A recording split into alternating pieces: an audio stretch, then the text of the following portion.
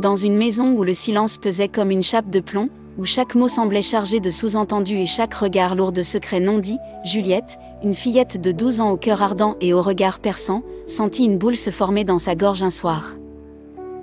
Elle observait son demi-frère Elicia, 14 ans, assis raide à la table du dîner, les yeux fixés sur une assiette de nourriture qu'il n'osait toucher, ses épaules affaissées et son visage fermé trahissant une souffrance muette. Mrs. Anna, leur belle-mère, une femme aux traits durs et à la voix acérée, brisa le silence d'un ton cinglant. « Combien de fois dois-je te dire de ne pas t'avachir ? Tu as 14 ans, pas 4, claquant sa fourchette sur la table. » Juliette sursauta, ses petites mains serrant convulsivement sa cuillère, tandis qu'Elicia, maître dans l'art de dissimuler sa douleur, restait impassible, son visage un masque d'indifférence soigneusement construit. Juliette, farouchement protectrice de ce demi-frère qu'elle considérait comme un frère à part entière, remarqua ce soir-là, alors qu'ils étaient assis sur les marches de l'entrée sous un ciel crépusculaire, les marques rouges sur les bras d'Elicia. Des traces fraîches de la frustration de Mrs. Anna, et murmura, le cœur serré, « Elicia, tu dois en parler à papa », mais il secoua la tête, sa voix à peine audible, « Il ne me croira pas, il ne le fait jamais ». Une résignation qui poignarda Juliette, faisant monter en elle une colère sourde contre l'injustice qui rongeait leur foyer. Elle jura en silence, alors que le vent frais balayait leur visage, que si personne d'autre ne se battait pour Elicia, elle le ferait, même si cela signifiait défier la femme qui régnait sur leur maison comme une ombre menaçante. Chaque bleu qu'elle voyait sur la peau d'Elicia, chaque larme qu'il refusait de verser, renforçait sa détermination à briser le silence suffocant qui enveloppait leur famille, un silence qu'elle refusait désormais de tolérer. Car Juliette, malgré son jeune âge, comprenait que l'inaction était une trahison, et elle était prête à tout pour protéger celui qu'elle aimait. Le lendemain matin, alors que la maison semblait encore vibrer de la tension de la veille, Juliette fut tirée de son sommeil par le son étouffé d'Elicia toussant dans le couloir, et en se précipitant hors de sa chambre, elle le trouva ployant sous une pile de vêtements fraîchement repassés. Une tâche imposée par Mrs. Anna comme punition pour n'avoir pas assez bien nettoyé la cuisine la veille, indignée, Juliette siffla, « Elle t'a encore fait faire la lessive ? Ce n'est pas juste, tu n'es pas un domestique », arrachant les vêtements de ses mains pour les poser sur une table.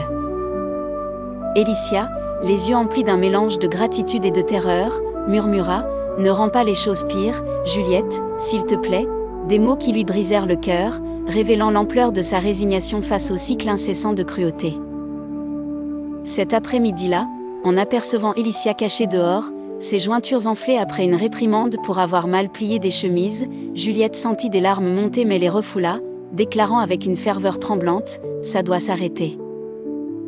Elicia, sceptique, répondit, « Papa ne nous croira pas, il l'aime », une vérité qui fit grincer des dents Juliette, mais ne diminua pas sa résolution. Au dîner, elle rassembla son courage, son cœur battant à tout rompre, et s'adressa à son père, Monsieur Georges. Absorbé par son journal, « Papa, il faut que je te parle de quelque chose d'important », commençant avec une fermeté qui contrastait avec son jeune âge, mais lorsque Mrs. Anna apparut dans l'embrasure, un sourire mielleux masquant une lueur d'agacement. Monsieur Georges, distrait, rejeta ses accusations, « Juliette, tu as mal compris, ta mère est stricte mais veut votre bien ». Elle sentit une vague de trahison l'envahir, « Elle n'est pas ma mère », lança-t-elle, sa voix montant malgré elle.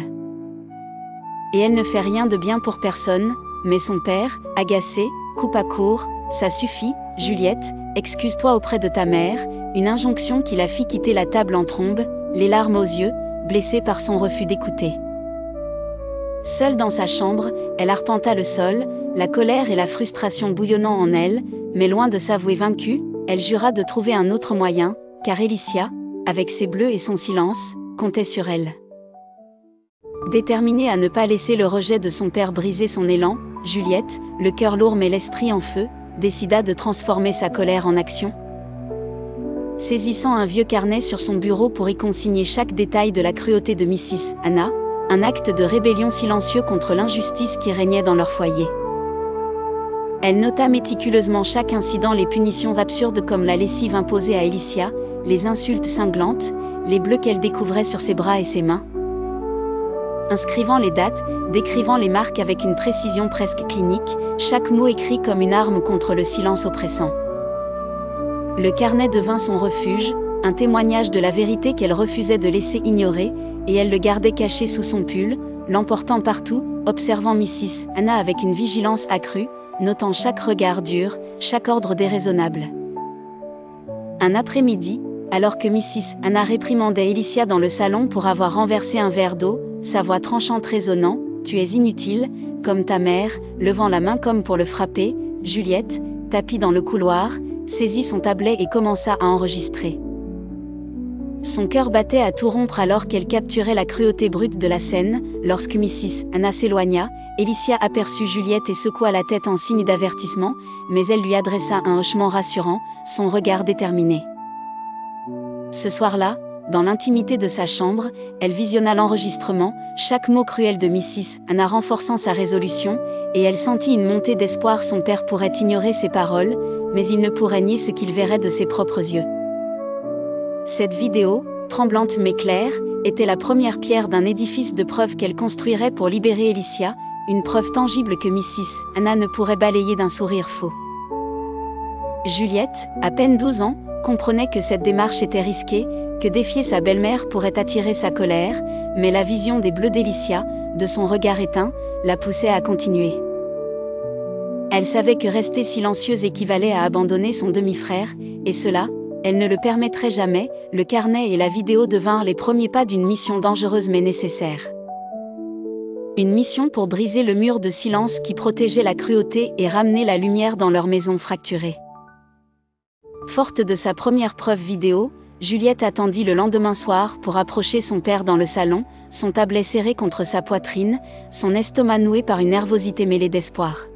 « Papa, il faut que tu regardes quelque chose, » dit-elle, sa voix ferme mais teintée d'urgence, posant le tablett sur la table entre eux, et Monsieur Georges, levant les yeux de son ordinateur, les sourcils froncés, soupira. « Juliette, je suis occupée, ça peut attendre », mais elle insista, « Non, ça ne peut pas », appuyant sur « Play », avec des doigts tremblants, l'enregistrement emplit la pièce de la voix acerbe de Mrs. Hannah. « Tu es inutile, comme ta mère », l'image de sa main levée pour frapper Alicia figée sur l'écran, et Juliette observa son père, guettant une lueur de compréhension dans ses yeux écarquillés. Lorsque la vidéo s'arrêta, Monsieur Georges s'adossa, le visage blême, balbutiant, « Ça ne peut pas être vrai, il doit y avoir une explication », des mots qui firent bouillir Juliette. Elle répondit fermement, « Il y en a une, elle maltraite Alicia, et tu l'ignores, je te l'ai dit, mais tu ne m'écoutes pas. » À cet instant, Mrs. Hannah entra, un bol à la main. Son sourire crispé masquant une colère froide, « Qu'est-ce qui se passe ici ?» demanda-t-elle, et Juliette, défiant son regard, lança, « J'ai montré la vérité à papa », Mrs. Hannah durcit son expression. Elle retrouva vite son masque, « Tu as encore mal compris, Juliette, je suis stricte parce que je me soucie de vous », une défense qui sonnait creuse face à la vidéo. Monsieur Georges, frottant ses tempes, murmura. « Juliette, je pense que tu exagères », et elle, blessée par ce nouveau rejet, s'écria, « Ce n'est pas de l'exagération, c'est cruel, et je ne me tairai plus » avant de quitter la pièce, son cœur lourd de déception. L'éclat glacial dans les yeux de Mrs. Hannah, alors qu'elle la regardait partir, envoya un frisson dans le dos de Juliette, mais sa détermination ne faiblit pas. Seule dans sa chambre, elle repensa à la réaction de son père. Son refus de voir la vérité, et comprit que cette première tentative, bien que douloureuse, n'était qu'un début. Elle devait continuer, pour Alicia, pour briser le cycle de déni. Cycle qui permettait à Mrs. Hannah de régner par la peur, car Juliette savait que la vérité, même ignorée, était une arme puissante, et elle était prête à la brandir jusqu'à ce que justice soit rendue.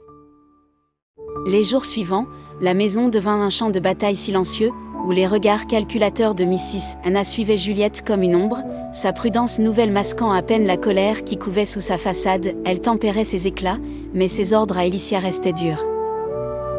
Juliette, observant son demi-frère se replier davantage, son silence plus profond, sentit une urgence grandissante à agir. Un après-midi, elle trouva Alicia dans le jardin, les genoux contre la poitrine, frottant ses bras comme pour se protéger d'un coup invisible.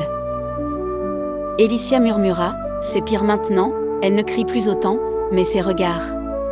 Des mots qui firent bouillir Juliette, qui jura de ne pas abandonner, déterminée à obtenir des preuves irréfutables. elle suivit Mrs. Anna le lendemain matin. Mrs. Anna réprimandait Alicia pour avoir trop tardé à nettoyer la salle de bain, et, cachée derrière l'escalier, Juliette enregistra la scène où Mrs. Anna attrapait brutalement son bras, le tirant vers un seau et une serpillière. Sifflant, « Tu es inutile, tu ne peux même pas faire une chose correctement. » Alicia grimaça mais resta muet, et Juliette, les mains tremblantes, captura chaque seconde, retenant son envie d'intervenir pour préserver cette preuve. Plus tard, visionnant l'enregistrement, elle sentit sa résolution se durcir. Cette vidéo, plus claire encore que la précédente, ne laisserait aucun doute. Ce soir-là, Juliette montra à son père une vidéo prouvant les violences de Mrs. Anna envers Alicia. Malgré les preuves, M. Georges, tiraillé par son lien avec sa femme, refusa d'agir, invoquant la complexité de la situation. Déçue et frustrée, Juliette, déterminée à protéger Alicia, comprit qu'elle ne pouvait plus compter sur son père. Face à la méfiance grandissante de Mrs. Anna, elle décida de chercher de l'aide ailleurs, résolue à faire triompher la vérité. Ce soir-là, Juliette montra à son père une vidéo prouvant les violences de Mrs. Anna envers Alicia. Malgré les preuves, M. Georges, tiraillé par son lien avec sa femme, refusa d'agir, invoquant la complexité de la situation. Déçue et frustrée, Juliette, déterminée à protéger Alicia, comprit qu'elle ne pouvait plus compter sur son père. Face à la méfiance grandissante de Mrs. Anna, elle décida de chercher de l'aide ailleurs, résolue à faire triompher la vérité. Alors que la maison semblait se refermer sur elle comme une prison de silence et de déni, Juliette, le cœur lourd de frustration après le refus répété de son père de reconnaître la cruauté de Mrs. Anna, sentit une colère sourde monter en elle. Chaque image de la dernière vidéo gravée dans son esprit. Déterminée à ne pas abandonner, elle décida de confronter M. Georges une dernière fois, attendant une soirée où Mrs. Anna était sortie faire des courses, le trouvant dans son bureau, l'air épuisé, les épaules voûtées sous le poids d'une journée qu'il semblait à peine supporter. « Papa, il faut qu'on parle, encore, » dit-elle, sa voix tremblante mais résolue, posant le tablette sur son bureau avec une fermeté qui contrastait avec son jeune âge, et il soupira, « Juliette, si c'est encore à propos de Anna. » Mais elle l'interrompit. « C'est à propos d'Alicia, regarde ça, tu ne peux pas continuer à faire comme si de rien n'était. » Appuyant sur « Play », elle laissa la vidéo remplir la pièce d'écrit de Mrs. Anna, son geste violent envers Alicia figé sur l'écran. Et M. Georges, les yeux rivés sur l'image, s'adossa, le visage pâle. Murmurant « Je ne sais pas quoi dire », mais lorsque Juliette, les larmes aux yeux, le supplia, « Dis que tu vas le protéger, dis que tu vas faire quelque chose », il hésita, frottant ses tempes, « Ce n'est pas si simple, c'est ma femme, je ne peux pas juste l'accuser sans tout comprendre. » Ces mots, comme un coup de poignard, firent jaillir une colère brûlante en Juliette, qui cria « Tu as vu la vérité, papa, pourquoi refuses-tu de l'admettre ?» Alicia souffre, et tu ne fais rien, avant de quitter la pièce en claquant la porte, le cœur battant à tout rompre. Seule dans sa chambre, elle arpenta le sol, la déception pesant comme une pierre, et comprit, avec une clarté douloureuse, que son père, prisonnier de son amour pour Mrs. Anna et de son refus de voir la vérité, ne serait pas celui qui sauverait Alicia. Cette prise de conscience, bien que déchirante, alluma une nouvelle flamme en elle. Si M. Georges ne pouvait agir, elle trouverait quelqu'un qui le ferait. Car Alicia, avec son regard éteint et ses bleus, comptait sur elle, et Juliette, à 12 ans, savait que son combat pour la justice ne faisait que commencer. Dans l'ombre oppressante de la maison, où chaque craquement du plancher semblait porter l'écho des abus d'Alicia, Juliette, galvanisée par le refus obstiné de son père, décida de chercher de l'aide au-delà des murs de leur foyer, son esprit s'accrochant à l'idée que quelqu'un, quelque part, écouterait la vérité qu'elle portait. Le lendemain, pendant la pause déjeuner à l'école, elle se rendit au bureau de Mrs. Elliott, la conseillère scolaire, une femme connue pour sa douceur et son intuition aiguisée, et, après un moment d'hésitation, lui tendit son tablette, la voix tremblante. « C'est à propos de mon demi-frère, Alicia, je pense qu'il est maltraité. » Mrs. Elliott, le visage sérieux, visionna les enregistrements, son expression s'assombrissant à chaque mot cruel de Mrs. Anna, et lorsqu'elle reposa le tablette, elle posa une main rassurante sur l'épaule de Juliette. « Tu as fait quelque chose de très courageux en venant me voir, mais c'est une situation délicate, as-tu parlé à ton père ? Juliette, les larmes aux yeux, répondit, j'ai essayé, il ne me croit pas, impressionnée par son courage, Mrs. Elliot promit, je vais signaler ceci aux autorités, mais il faudra être patiente, tu as fait ce qu'il fallait. Encouragée mais encore inquiète, Juliette décida de s'adresser à une autre alliée, sa tante Clara, la sœur cadette de son père, une femme au caractère fort qui visitait souvent la maison. Un après-midi, profitant d'une visite de Clara pour le thé, Juliette la prit à part alors que Mrs. Anna était hors de portée, et lui montra les vidéos. « Tante Clara, il faut que tu vois ça », murmura-t-elle. Clara, regardant les images, passa de l'incrédulité à la fureur. « C'est terrible, pourquoi ton père n'a-t-il rien fait ?» s'exclama-t-elle, et lorsque Juliette, les larmes coulant, répondit « Je ne sais plus quoi faire », Clara la serra dans ses bras. « Tu as bien fait de me le dire, nous allons régler ça. » Fidèle à sa parole, Clara contacta immédiatement Mrs. Elliot, et ensemble, elles décidèrent d'impliquer les autorités, Clara assurant à Juliette, « Les preuves que tu as rassemblées sont suffisantes, la police va intervenir, tu as été incroyablement brave. » En quittant le bureau de Mrs. Elliot, Juliette sentit un mélange de soulagement et d'anxiété, le poids de l'incertitude pesant sur elle, mais pour la première fois, elle ne se sentait plus seule dans sa lutte. Assise à côté d'Elicia ce soir-là, elle lui murmura, « De l'aide arrive, je ne lâcherai pas », et lorsqu'il lui offrit un sourire timide, elle s'accrocha à cet espoir, déterminée à voir la justice triompher, car le silence qui avait étouffé leur maison commençait enfin à se fissurer. Le lendemain matin, Juliette, accompagnée de Clara, marcha jusqu'au poste de police local, son tablet serré contre sa poitrine, les nerfs à vif alors qu'elle s'apprêtait à franchir une étape irréversible. Clara expliqua leur démarche à l'officière à l'accueil. Cette jeune fille a des preuves de maltraitance dans son foyer, et une officière au visage bienveillant les conduisit dans une pièce privée. Juliette, les mains tremblantes, raconta tout. « C'est mon demi-frère, Elicia, ma belle-mère le maltraite depuis des mois, j'ai tout enregistré », tendant le tablet. L'officière visionna les vidéos en silence, son expression se durcissant à chaque cri de Mrs. Anna, et lorsqu'elle releva les yeux, elle dit avec une gravité calme, « Juliette, tu as fait quelque chose de très courageux, ces preuves sont solides, nous allons enquêter immédiatement. » Soulagée mais inquiète, Juliette demanda, « Que va-t-il se passer maintenant ?» et l'officière expliqua, « Nous contacterons les services sociaux et lancerons une enquête formelle, la sécurité de ton demi-frère est notre priorité. » En quittant le poste, Clara posa une main rassurante sur son épaule, « Tu as fait plus que quiconque aurait pu attendre d'une fille de ton âge », mais Juliette, bien que réconfortée, ne pouvait chasser l'appréhension de ce qui suivrait. Le jour où la police arriva chez eux, Juliette, observant à travers les rideaux, sentit son cœur s'accélérer alors que 2 officiers et une assistante sociale descendaient de leur voiture, accueillis par Monsieur Georges, confus. « Que se passe-t-il » demanda-t-il, jetant un regard à Juliette derrière lui. Mrs. Anna, émergeant de la cuisine, perdit son sourire en voyant les visiteurs, et un officier déclara, « Nous sommes ici pour enquêter sur des allégations de maltraitance, nous devons parler à tout le monde. » L'atmosphère devint électrique lorsque Mrs. Anna, les yeux lançant des éclairs vers Juliette, fut séparée pour un interrogatoire. Mrs. Anna nia tout avec indignation, « C'est un malentendu, je discipline comme n'importe quelle mère », tandis que Juliette et Elicia, assis avec l'assistante sociale, racontaient leur vécu, Juliette remettant ses vidéos, Elicia hochant la tête en silence. Les officiers, impassibles face aux dénégations de Mrs. Anna, conclurent que l'enquête se poursuivrait, avertissant que son comportement serait surveillé. En quittant la maison, ils laissèrent derrière eux un silence lourd.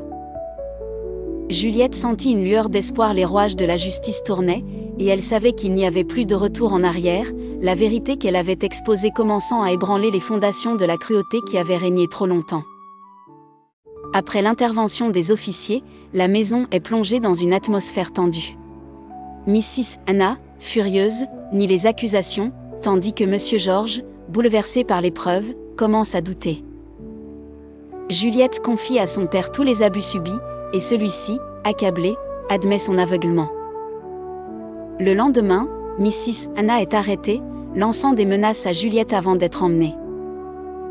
Monsieur Georges s'excuse auprès de ses enfants, promettant de réparer ses erreurs. Bien que la situation reste fragile, cette reconnaissance marque un premier pas vers la guérison et la fin de la cruauté de Mrs. Hannah. Après l'arrestation de Mrs. Hannah, la famille retrouve peu à peu un calme fragile. Monsieur Georges, rongé par la culpabilité, engage une thérapie familiale avec Dr. Price pour reconstruire la confiance brisée. Les séances, d'abord tendues, permettent à Alicia de s'exprimer et à Monsieur Georges de reconnaître ses erreurs. Au fil des mois, les liens se renforcent, Alicia s'épanouit, Juliette retrouve espoir, et Monsieur Georges consacre plus de temps à ses enfants. Un soir, autour de la table, ils partagent leur gratitude et leur amour, scellant un nouveau départ. Malgré les cicatrices, leur unité et leur résilience triomphent, promettant un avenir où la lumière remplace enfin l'ombre.